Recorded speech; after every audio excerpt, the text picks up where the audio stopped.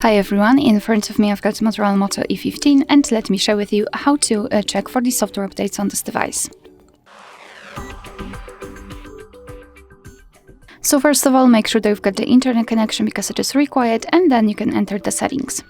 Now we have to scroll down to the very bottom to find system updates. Let's tap on it. Now let's tap on check for updates, and as you can see, your device will check for the updates. That's why we need the internet connection. And basically you can meet two different scenarios. This is the first one where your device is up to date and there's nothing to download.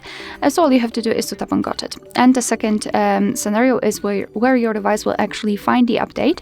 It will show you the information about it, what has been fixed, what has been added, and then you will be able to tap on download or install and your device will apply the update.